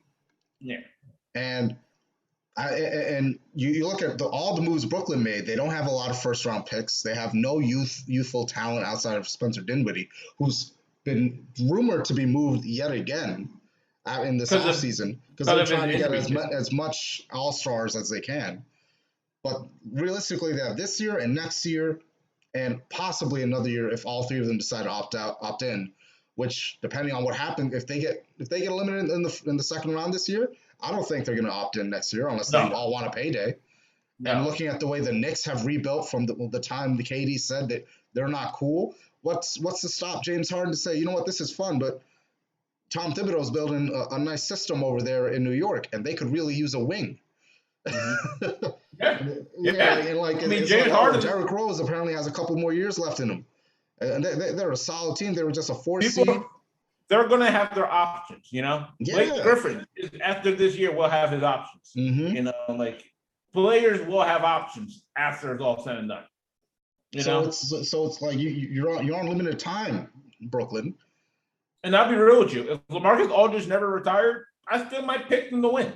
Because LaMarcus Aldridge still would have got you. Yeah, because LaMarcus Aldridge would have been the guy to say, okay, Kyrie's out, Harden's out. It's KD and LaMarcus Aldridge in the front court just to dominate. Yeah. And then Blake Griffin off the bench. Yeah. And then you could say, okay, they can win in 6. Brooklyn can win in 6. 6 or 7. You know, 6 or 7. You know, but I would have picked them to win. But off the sole fact that it's Kevin Durant and Blake Griffin. No. And the fact that now Milwaukee is able to game plan better because all they have to do is just limit Kevin Durant, knowing that Blake Griffin, you can do whoever offense on Blake Griffin, like the same way Phoenix was running. Somehow James Harden's going to suit up. Somehow they're going to drag James Harden out there to suit up. I hope not, because hamstring, dude, I suffer from muscle spasms. Hamstring injuries are no joke. No joke. They're going to tell James Harden from a man who suffers from muscle spasms. That is no joke, sir. Yeah.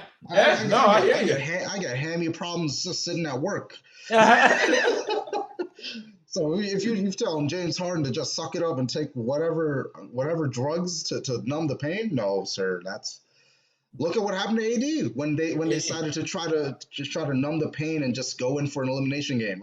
He got hurt like 2 minutes in. It was never a threat. Yeah, and it's just okay now. I forget who they lost to. Was it Memphis? The Suns. The Suns. No, in the first. Yes, you're right. Yes, the Suns. Yeah, it was just like, well, that's it. Brooklyn's in trouble. They are deep trouble. Just keep it here. Just a reminder, folks, that if they lose, don't make no excuses. I don't want to hear them. I do not want to hear them. When you guys were praising that super team, and me and George were telling you lack depth and you really don't have a center to really stop anything. I told you don't have defense. And y'all kept saying outside of those you big don't 3. need defense. And you don't need defense when 3 people are scoring 85 points a game. You're right. We told y'all. You heard it here first. You ain't hearing it on ESPN. You ain't heard it on Fox. You heard it here on the Off the Bench podcast. We called it. And also, I called the Atlanta Hawks losing in 5 because I don't see them coming back in this series. No. What I see is that Philadelphia clearly rushed Joel Embiid after their series win and rushed him on the court because he was not the same Joel Embiid in game 1. Once he got that rest and he healed up and started to feel better, look at what's going on. The Sixers are dominating. And the Hawks, bless them, they won a great series against the New York Knicks. They beat them in 5 games. They dismantled the top defense, one of the top defenses in the league. But this is the Philadelphia 76ers. This is an NBA Finals contender. This is Doc Rivers trying to make it to an Eastern Conference Finals, which he has done in his career. This is Trae Young being guarded by Ben Simmons. Yes. And say what you want about Ben Simmons' perimeter shot, that boy can defend. Yes. We only make fun of Ben Simmons' 3-pointer because if he adds that to his repertoire and actually shoots a decent percentage, like over 30%. My sad part is when we seen him pull these threes, he's hitting them. So I'm trying to figure out why he's not shooting them. I think it's just him not shooting them as much in his career from high school to like the 1 year in college. It's just it was never asked of him. Yeah, it was never asked of him. It was never asked of him. Now you're suddenly asking him like right in the middle of his prime to develop a new part to his game. It's very difficult. It's very difficult to add something that you already built a craft. You already have your own skill set. But the Sixers are going to win this series. And as far as the opposite side. Now, what do you think? A little fast forwarding there. Okay. No James Harden, limping Kyrie, Nets if they escape the Bucks. What do you think of that series? I'll take the Sixers in 6. Yeah, I would agree. I take the Sixers in 6. Because you remember when the Nets made those signings, and I was like, they still have no answer for Joel Embiid. Well, that rings true today. They do not have an answer for Joel Embiid. The thing is, Philadelphia is a more complete team because they still have Tobias Harris, who's being slept on, I think. He doesn't get slept on heavy. He doesn't get the recognition. And Steph Curry and Dwight Howard coming off the bench. They have the brother Curry who can pull up and shoot threes. And Dwight Howard off the bench. They have a squad. But I think if they were to play Brooklyn or even Milwaukee, I'd take them in 6 games. I take Philly in both series against either team in 6 because if Philly gets Milwaukee, that's Philly's to lose. That would be Philly's to lose. Because there's no quality bounce from Kawhi because Giannis doesn't shoot threes like that. No, we'll be hoping Drew Holiday or Chris Middleton hit that shot. But Joel Embiid has been dominant. Ben Simmons has really shown up. He's really embraced that point forward role, being put at the point guard position, putting Tobias Harris in that natural 3 position that he thrives in. And they're starting to figure out, Doc Rivers, to his credit, starting to figure out ways to play Joel Embiid and Ben Simmons together without hampering the offense. Yeah. Having Seth Curry and Dwight Howard come off the bench has been a great move.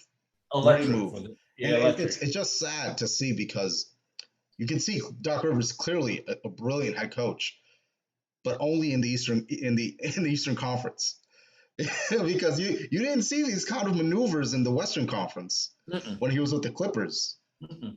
But you see when he's in the Eastern Conference, I don't know what it is, if it's the Boston blood in him, but he just goes into this mode. It's like a comfort. You just comfort, it's a comfort level. Like we're playing chess, he's playing checkers. He's got the move. He got the move to counteract. He's got all these different maneuvers, and it's just I think it's game over for the Atlanta Hawks. They're gonna close out that series, but quickly because we are going along on this podcast. The Utah Clippers series. Can they come back?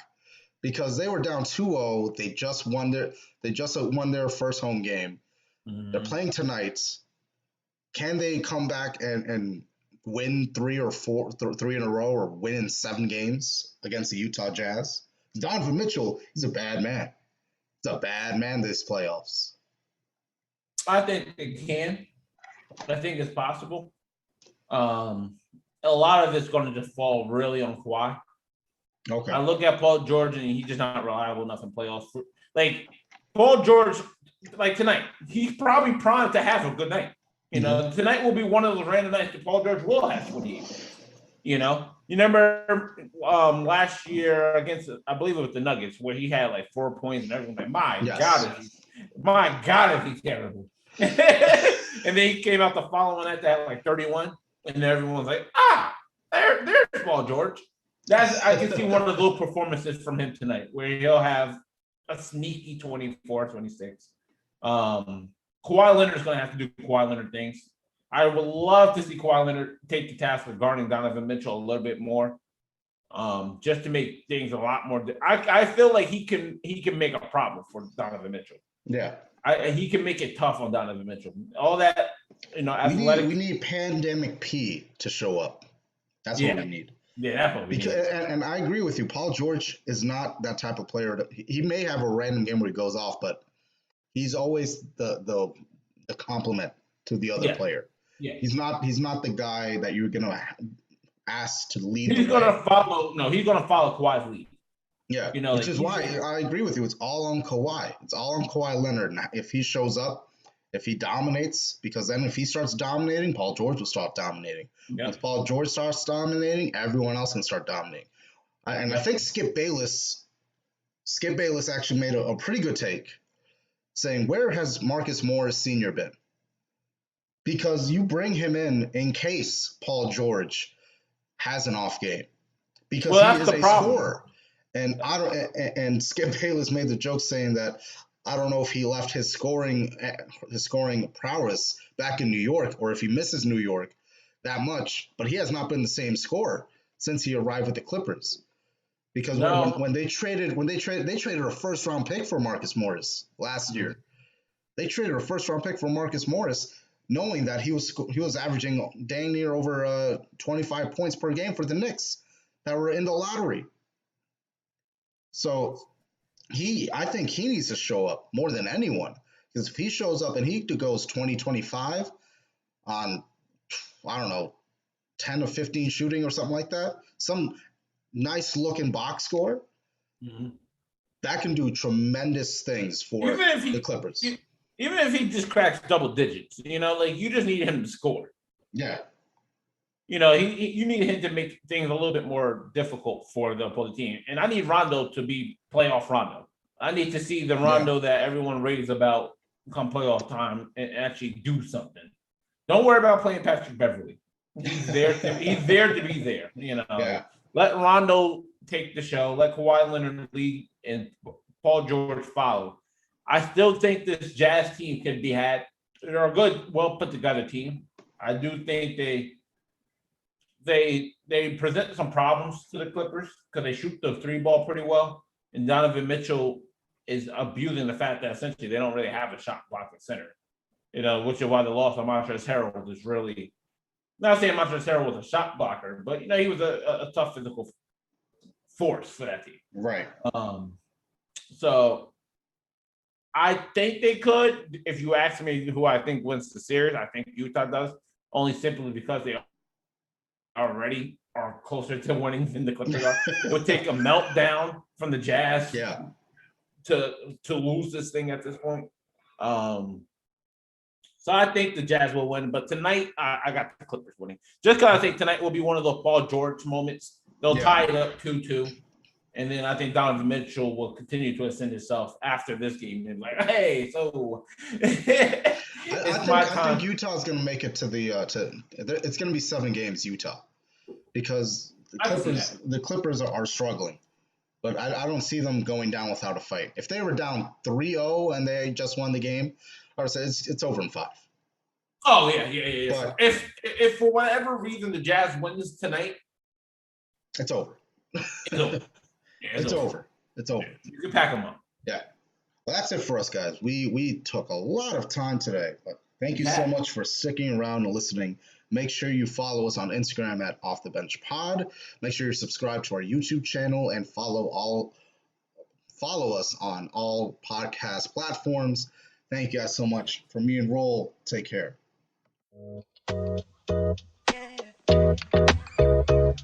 Then you